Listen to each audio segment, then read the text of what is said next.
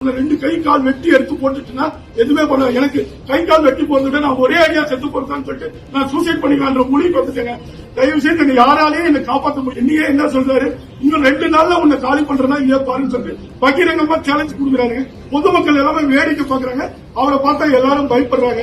திமுக பின்னணி கொண்ட ரவுடி சிவா என்பவன் மதுரை பெரிய கடை வீதியைச் சேர்ந்த வியாபாரி ஒருவருக்கு கொலை மிரட்டல் விடுத்து வருவதாகவும், ஏற்கனவே 16 கொலை செய்திருப்பதால் உன்னை கொலை செய்தால் அது 17 ஆகிவிடும், என்னை யாரும் எதுவும் செய்ய முடியாது என்று மிரட்டல் விடுப்பதாகவும், இதுகுறித்து காவல்துறையிடம் புகார் அளித்தும் எந்தவிதமான நடவடிக்கையும் எடுக்கப்படவில்லை என்று மாவட்ட ஆட்சியர் அலுவலகத்திற்கு நேரில் வந்து அந்த வியாபாரி புலம்பிய காட்சிகள் இணையத்தில் வைரலாகி வருகிறது.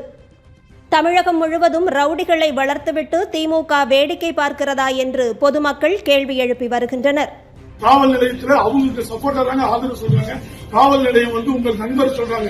எங்களுக்கு நண்பர் தெரியல. அதாவது பணம் இருக்கிறவங்களுக்கும் படை பலம் உள்ளவர்களுக்கும் தான் நண்பர். எங்களை மாதிரி ஆளுங்களுக்கு நண்பர் கிடையாதுங்க. 21 வருஷமா கடை வச்சிருக்கீங்க. என்னால இருக்க முடியல. நைட்டு நான் தூங்கி 5 நாள் ஆகுங்க. முடியலைங்க. யாருக்கு அது? நீங்க தயவு செய்து நம்ம ஊரை விட்டு கிளம்பிடுன்னு எனக்கு அட்வைஸ் பண்றாங்க.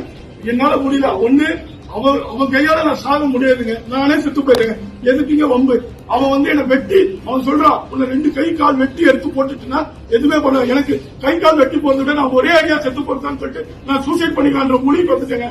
தயவு செய்து என்ன யாராலையும் என்ன காப்பாற்ற முடியாது. ஏன்னா அவங்க படை பலத்துல விட அவங்க பலம் பெரிய பலமா இருக்கு. எனக்கு பலம் இல்லைங்க. நான் ஒரு சாதாரண ஒரு வியாபாரிங்க. என்னால மீடியா கூட நான் சொல்லிட்டேங்க. யாருமே இதை எடுத்துட்டு கொண்டு போக மாட்டேன்றாங்க. எல்லாருக்கும் அவரை அரெஸ்ட் பண்ணி வச்சிருக்காங்க. அந்த அளவுக்கு பெரிய பலம் உள்ள அந்த ரவுடி சிவாங்க. என்னையே என்ன சொல்றாரு, இன்னும் 2 நாள்ல உன்னை காலி பண்றதா இல்லையா பாருன்னு சொல்லிட்டு பகிரங்கமா சேலஞ்ச் கொடுக்குறாரு. பொதுமக்கள் எல்லாமே வேடிக்கை பாக்குறாங்க. அவரை பார்த்தா எல்லாரும் பயப்படுறாங்க. நான் என்ன சொல்ல முடியும்? காவல் நிலையத்தில் சொன்னா அவங்களும் அமைதியாக இருக்காங்க. எனக்கு எந்த ஒரு நியாயமோ நீதியோ கிடைக்கிற மாதிரி தெரியலங்க. எனக்கு கலெக்டர்கிட்ட மனு கொடுத்துட்டு தான் நான் போட சொல்லி வந்திருக்கேங்க. என்னால எனக்கு பிறகாவது எல்லாரும் இந்த ரவுடிகளுக்கும் கட்ட பஞ்சாயத்துக்கும் தயவு செய்து அடிப்படையாதீங்க. காவல் நிலையம் எங்களுக்கு தெய்வம்னு சொல்றாங்க. ஆனா எந்த அளவுக்கு உண்மை தெரியல. எல்லா காவலர்களும் உண்மையான நல்லவங்களா? சில காவலாளிகள் தான் இந்த பேரு கெட்டு போகுது.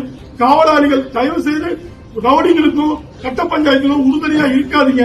இருந்தீங்கன்னா எங்களை மாதிரி பாமர மக்கள் ரொம்ப கஷ்டப்படுவாங்க.